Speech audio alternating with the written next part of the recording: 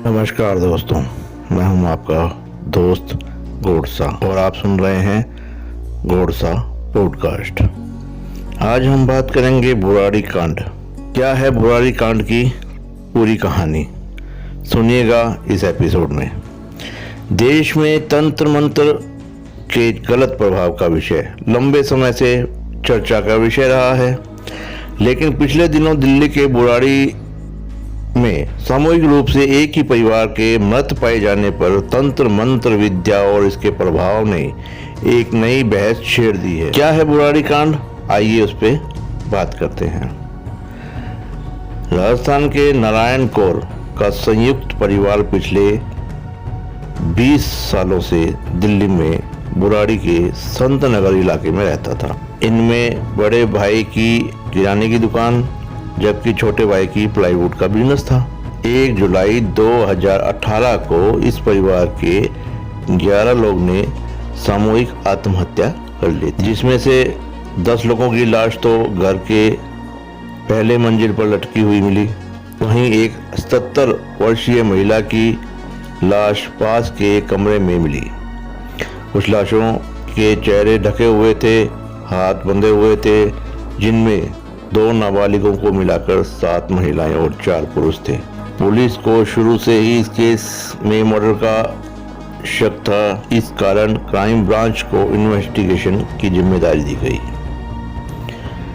17 जून को नारायणी के पोते की सगाई के लिए पूरा परिवार इकट्ठा हुआ था। 30 जून को रात को 8 बजे भुवनेश ने प्लाईवुड की दुकान बंद की और घर पहुंचा। 10 बजे दूसरा लड़का ललित भी अपनी दुकान बंद करके घर पहुंचा। 11 बजे ललित ने अपनी बहन सुजाता को कॉल किया। 30 जून की रात को घर के बच्चे और कुछ बड़े मिलकर काले स्टूल खरीद कर लेके आए थे, जो कि सीसीटीवी में भी दिखा था और इन्हीं का उपयोग आत्महत्या में भी किया गया था। 1 जुलाई को सुबह दुकान ना खोलने के कारण पड़ोसी उनके घर पहुंचे और उन्होंने सबकी डेड बॉडी लटकती देखी। 7:30 बजे पुलिस को फोन आया और टीम जगह पर पहुंची, जिसमें इंस्पेक्टर MP भारद्वाज, मनोज कुमार और SP थे। 12 बजे मुख्यमंत्री का मुआयना के बाद 1 बजे तक सभी शवों को पोस्टमार्टम के लिए भी भेजा गया। परिवार से संबंध रखने वालों ने पुलिस के दावों का खंडन भी किया। केतन नागपाल की नानी भी मृतकों में शामिल थी। उनके अनुसार परिवार शिक्षित था और उन्होंने कुछ समय पहले ही अपने घर को रेनोवेट करवाया था। उन्होंने कोई लोन तक नहीं लिया, मतलब वो किसी भी आर्थिक समस्या या दबाव से नहीं गुजर रहे थे। इस कारण उनके आत्महत्या करने का तो कोई कारण ही नहीं बनता। उनकी हत्या हुई है, नागपाल का ये भी कहना था कि यदि ये आत्महत्या होती तो उनका चेहरा ढका हुआ नहीं होता। पड़ोसियों ने भी बताया कि दोनों भाइयों में दोस्ताना व्यवहार था, वो कभी आत्महत्या कर ही नहीं सकते। एक अन्य पड़ोसी ने मीडिया को बताया कि ये परिवार संतुष्ट और खुश था, उन्हें कोई आर्थिक समस्या भी नहीं थी, बच्चों की स्कूल फीस की भी कोई समस्या नहीं थी। अब तक उनका किसी से कोई झगड़ा भी नहीं हुआ था। आखिर पुलिस को फिर तंत्र मंत्र विद्या पे क्यों शक हुआ? पुलिस को एक हाथ से लिखा हुआ पत्र मिला, जिसके अनुसार यह धार्मिक या किसी आत्मा के बुलावे पर किया गया था। उस वक्त तो पुलिस अफसर ने कहा कि इस बारे में खोज की जाएगी कि परिवार किसी तांत्रिक के वश में था या फिर किसी का उन पर गलत प्रभाव पड़ रहा था। लेकिन बाद में इस दिशा में पुलिस को सबूत पर सबूत मिलते गए। परिवार की बुराड़ी में एक ही बिल्डिंग में घर और किराने की दुकान है। पुलिस के अनुसार हर सुबह उनकी दुकान 6 बजे खुल जाती थी, लेकिन उस दिन ऐसा ना होने पर उनकी दुकान पर दूध देने वाला पड़ोसी उनके घर आया। उन्होंने सभी को लटकता देखा और पुलिस को सूचना दी। पुलिस के अनुसार घर में किसी तरह की चोरी या लूट के चिन्ह नहीं मिले, ना ही कोई कीमती सामान चोरी हुआ, ना ही किसी भी लाश के साथ जबरदस्ती के कोई निशान दिखे। हाथ से लिखे पत्र और डायरी के कारण ही पुलिस को लगा कि परिवार कोई तांत्रिक क्रिया करता था या तंत्र मंत्र के प्रभाव में था। वास्तव में प्रारंभिक जांच में ही इस बात की पुष्टि हो गई थी कि ललित में उनके पिता की आत्मा आती है। ये बात रिश्तेदारों और कुछ पड़ोसियों ने भी मानी। ललित अपने पिता के आदेश के अनुसार ही सारा काम करता था। उनकी आवाज चली गई थी जो कि कभी वापस नहीं आने वाली थी। किसी चमत्कार से ही उनकी आवाज वापस भी लौटी और उसके घर परिवार की तरक्की भी पिता की कृपा से ही हुई थी। प्रियंका की सगाई नहीं हो रही थी, वो भी ललित के पिता के दिशा निर्देश से ही हुई थी।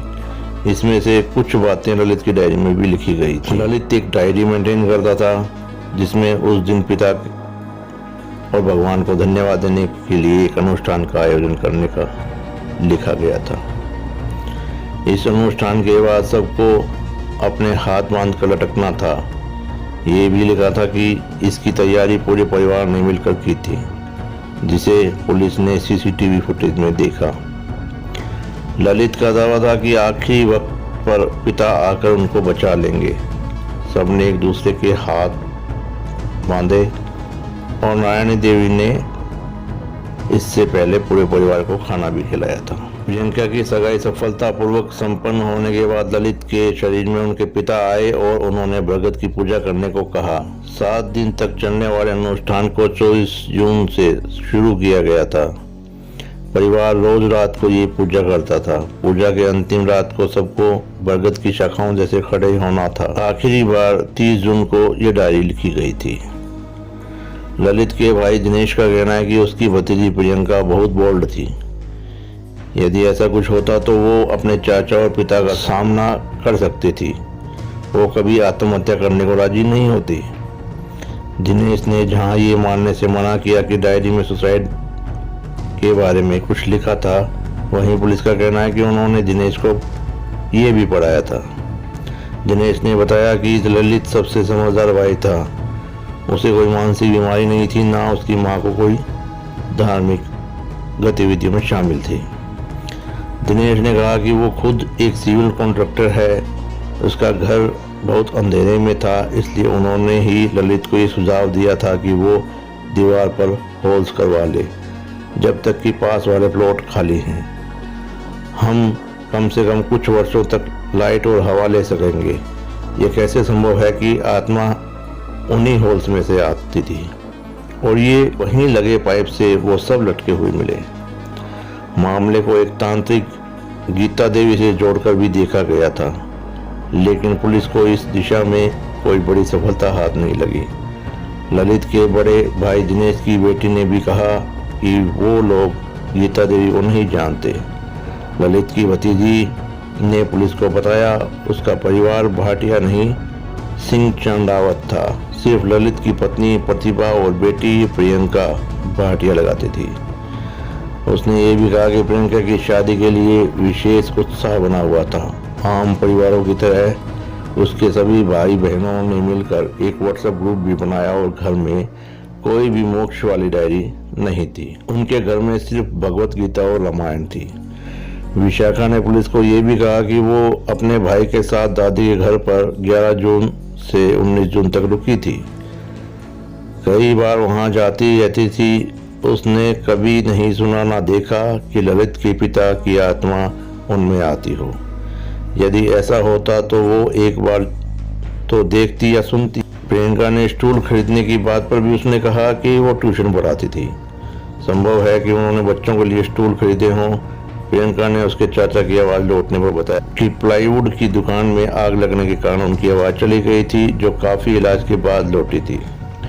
दिल्ली के बुराड़ी के संत नगर इलाके में रहने वाला एक परिवार, जो कि साल 2018 में अचानक खत्म हो गया।